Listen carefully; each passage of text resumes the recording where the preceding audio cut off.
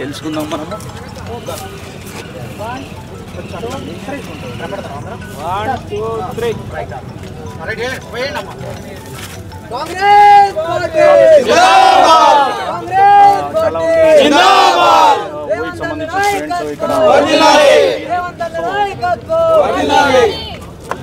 రాహుల్ గాంధీ గారి నాయకత్వం, రాహుల్ గాంధీ గారి నాయకత్వం.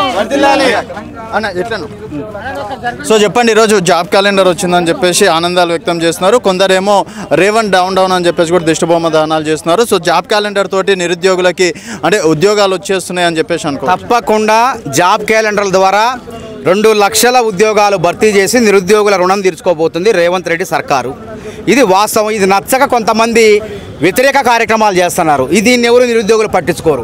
మేలు చేస్తామంటే గతంలో 10 ఏళ్లలో ఎవరు కూడా జాబ్ క్యాలెండర్ విడుదల చేయలేదు. అసలు నిరుద్యోగుల చిరకాల వాంఛ జాబ్ క్యాలెండర్. ఎందుకంటే జాబ్ క్యాలెండర్ ఉంటే ఒక నిరుద్యోగి చదువుకునే నిరుద్యోగికి ఒక ప్రణాళికాబద్ధంగా చదువుకోవచ్చు. ఒక గందరగోళం అయోమయ పరిస్థితి ఉండదు. ఏ పరీక్ష ఎప్పుడు ఉంటుందో అన్ని పరీక్షలు ఒకరోజు తెల్లారి వరుసమట వస్తాయనేటువంటి ఆందోళన ఉండదు.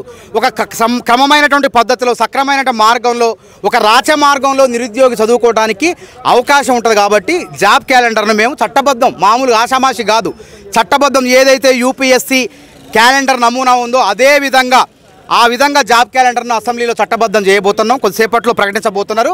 అదేవిధంగా ముఖ్యమంత్రి అయిన తర్వాత వెంటనే రేవంత్ రెడ్డి గారు యూపీఎస్సీ చైర్మన్ని వెళ్ళి 2 గంటల సేపు కూర్చొని జాబ్ క్యాలెండర్ నమూనాను తయారు చేసి ఆదర్శవంతంగా నిలిచారు. ఎందుకంటే నియామకాల పునాదుల మీద ఏర్పడిన తెలంగాణ రాష్ట్రంలో నియామకాలు 10 ఏళ్ళు జరగలేదు. ఒక తరం నిరుద్యోగులు తీవ్రంగా నష్టపోయారు. ఆ నష్టం, ఆ పొరపాట్లు, ఆ లీకులు మళ్ళీ లేకుండా నిరుద్యోగులకు పారదర్శకంగా వేగవంతంగా ఉద్యోగాలు ఇచ్చి వాళ్ళ కొలువులు ఇచ్చి వాళ్ళకి ఉపయోగపడాలనే ఉద్దేశంతోనే జాబ్ క్యాలెండర్ ప్రారంభిస్తున్నాం. ఇంకొక ఉద్దేశం లేదు, ఇందులో రాజకీయాలు లేదు, ఇంకోటి లేదు. మానవరాయ్ గారు, యూత్ డిక్లరేషన్లో దాదాపుగా 15 అంశాలు దాకా ఉన్నాయి. అంటే జాబ్ క్యాలెండర్ నుంచి యూత్ డిక్లరేషన్ తప్పించే ప్రయత్నం చేస్తున్నారా? నిరుద్యోగ భృతి కావచ్చు, తర్వాత 10,000 రూపాయలు కావచ్చు, ఎస్సీ ఎస్టీలకు ఇలాంటి చాలా వరాలు ఉన్నాయి. సో అవన్నీ పక్కకు జరిగినట్టే ఏవి పక్కకు పోవు. కాంగ్రెస్ పార్టీ మాట తప్పదు, మడమ తిప్పదు. ఇది మాత్రం గుర్తుపెట్టుకోండి. అన్ని రైతులకు 2 లక్షల రుణమాఫీ చేసినాం. గత ప్రభుత్వం చేయగలిగిందా? 10 ఏళ్లలో అంచెలంచెలుగా 25,000 30,000 చొప్పున చేశారు. అసలు 2 లక్షల ఉద్యోగాలు వాళ్ళకి ఆలోచన రాలేదు. వాళ్ళు 2 లక్షల ఉద్యోగాలు భర్తీ చేయలేకపోయారు. 10 ఏళ్ల కాలంలో వాళ్ళు భర్తీ చేసిన ఉద్యోగాలు 1,62,000. కానీ మేము వెంటనే రాహుల్ గాంధీ గారు, ప్రియాంక గాంధీ గారు యూత్ డిక్లరేషన్లో పేర్కొన్న విధంగా 2 లక్షల ఉద్యోగాలు భర్తీ చేయడంతో పాటు నిరుద్యోగ భృతి అంశాన్ని ఏవైతే విద్యార్థులకు నిరుద్యోగులకు యూత్ డిక్లరేషన్ ఇచ్చిన హామీలు ఉన్నాయో వాటన్నిటినీ అమలు చేసి దేశంలో ఆదర్శవంతంగా నిలుస్తాము. ప్రతిపక్షాల నోళ్లకు తాళం వేస్తామని చెప్తున్నాం. సంవత్సరానికి 2 లక్షల ఉద్యోగాలు అన్నారు. ఇప్పటికీ 8 నెలలు అయిపోయింది. 8 నెలలకు ఒక్క నోటిఫికేషన్ ఇవ్వలేదు. కేటీఆర్ కూడా లైబ్రరీకి వస్తా, ఒకవేళ కనుక ఒక్క నోటిఫికేషన్ అని ఇస్తే, ఒక్క ఉద్యోగం అని ఇస్తే ముక్కు నేలకు రాస్తా అని చెప్పేసి అంటారు. దమ్ముంటే మేము రమ్మంటాం. రేవంత్ రెడ్డి గారిని ఇక్కడ తీసుకొచ్చి మీటింగ్ పెడతాం. దమ్ముంటే కేటీఆర్ రమ్మనండి, సవాల్ విసురుతున్నాం. వస్తాడా కేటీఆర్? 10 ఏళ్ళు ఎంతమంది 1,200 మంది నిరుద్యోగులను పొట్టన పెట్టుకోండు. బోడా సునీల్ నాకు చచ్చిపోయిండు. ఎందుకు చచ్చిపోయిండు? ఇలా వాళ్ళు ఇచ్చిన ఉద్యోగాలన్నీ మేము ఒక జాబ్ క్యాలెండర్లోనే ఇప్పుడు సుమారు ఒక 60-70 వేల ఉద్యోగాలను ప్రకటించబోతున్నాం.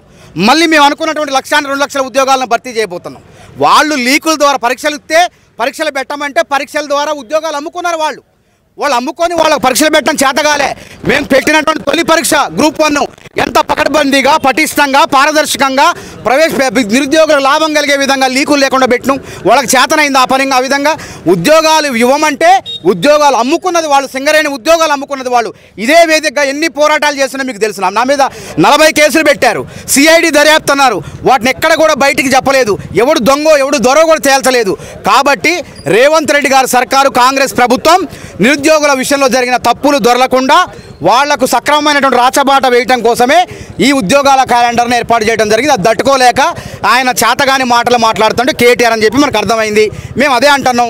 రండి ఆర్ట్స్ కాలేజ్కి జాబ్ క్యాలెండర్ ప్రకటించిన తర్వాత రేవంత్ రెడ్డి వస్తాడు. అమెరికా పోయి వచ్చిన తర్వాత నువ్వురా, ఎవరికి సత్కారాలు ఉంటాయి, ఎవరికి చీత్కారాలు ఉంటాయో ఇక్కడ నిరుద్యోగులే సమాధానం చెప్తారని తెలియజేస్తున్నా.